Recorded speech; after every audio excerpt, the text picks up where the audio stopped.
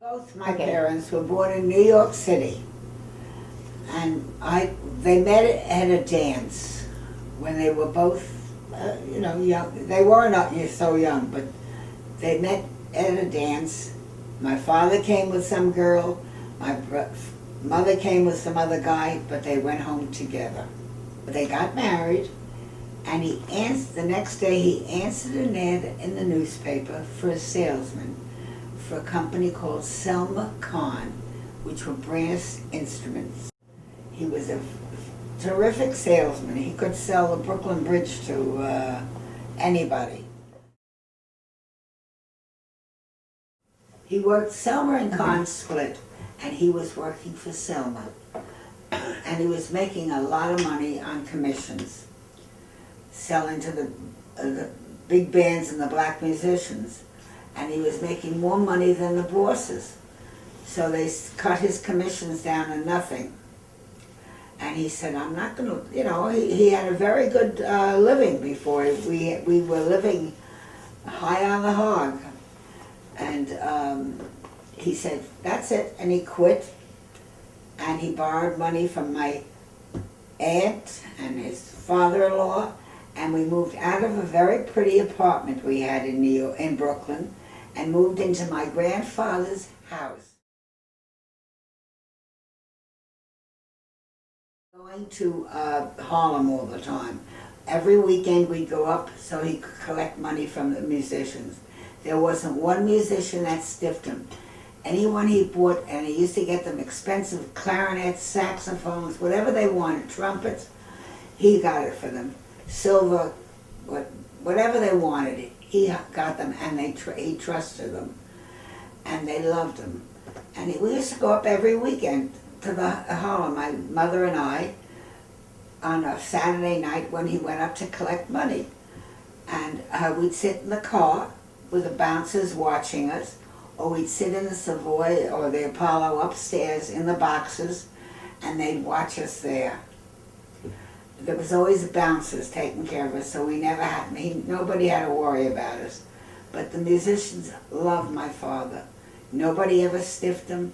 They always had his money for him on the weekend, and they loved him because he trusted them. He was the only one that did. Everybody thought, oh, the black guys, what are they? They're nothing.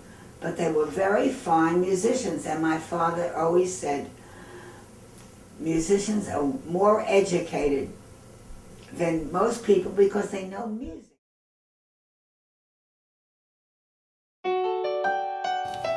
Welcome to the Kersey House, built by Florida pioneer Frank Anthony Kersey and his wife Rosina. They call their Mediterranean-style home Villa Providence. Frank Kersey was born in 1875 in Bordeaux, France. Frank was educated in music and language and spoke 5 fluently. Later he studied horticulture, the science of plant growing. His instrument was the violin, and he traveled around the world as a member of the Sousa Orchestra. He performed at New York City's Madison Square Garden and at the opening of Henry Flagler's Royal Palm Hotel beside Biscayne Bay. On a trip to England in 1894, he met Rosina Borghelia. 2 years later, they were married and made their home in Cuba. When the Spanish-American War erupted, the couple moved to Key West, where Frank was in the mercantile business while still playing the violin.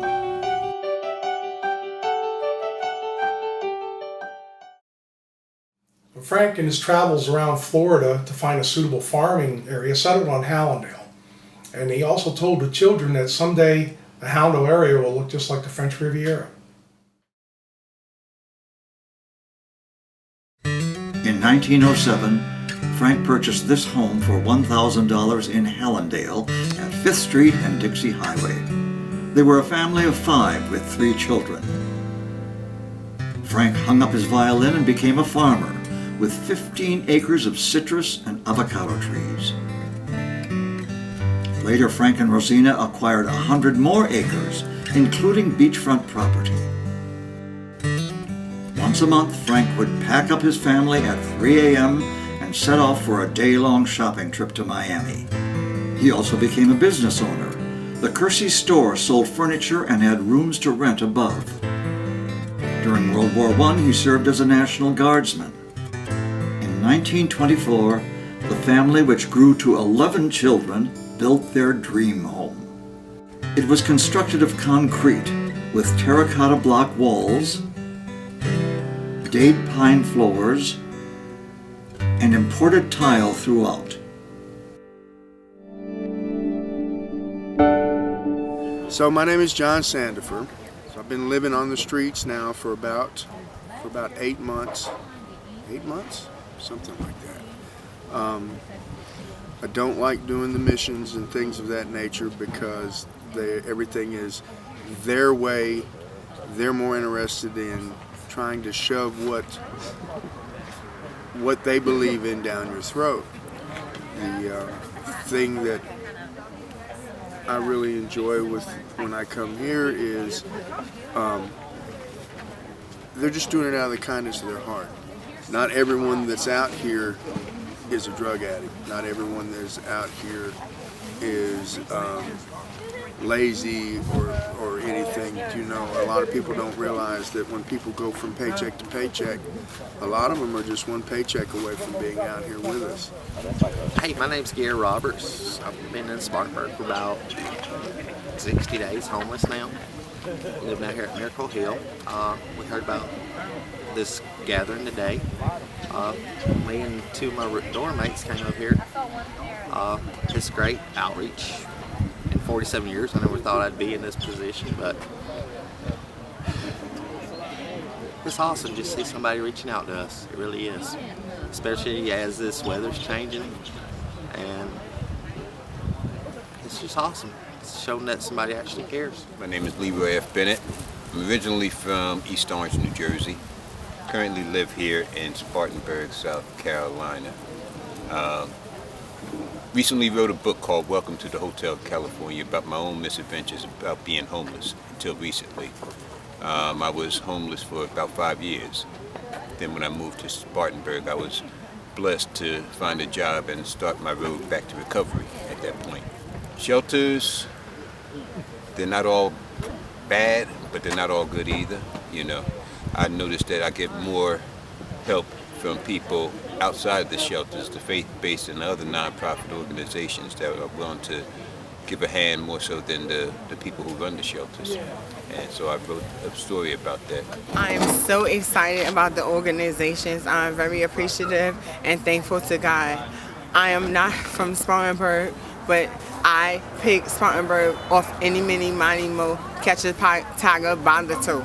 And that's how I landed here. Thankful to God, there's a lot of good people here. And Spartanburg, the Sparkle City, is not what people think that it is. It's a beautiful city. And even though I'm not from here, I congratulate, I embrace it. And I'm so thankful for everything. My dog, I have a dog. I met so many beautiful people here, and God is good. And I'm grateful to being here. I really, truly am. I left my family and everything. People always ask me, what are you doing here? It does not matter. Whatever God has for you, He has for you. And I'm thankful for being here. Thank you, Sparkle City. I had me some nice pretty clothes.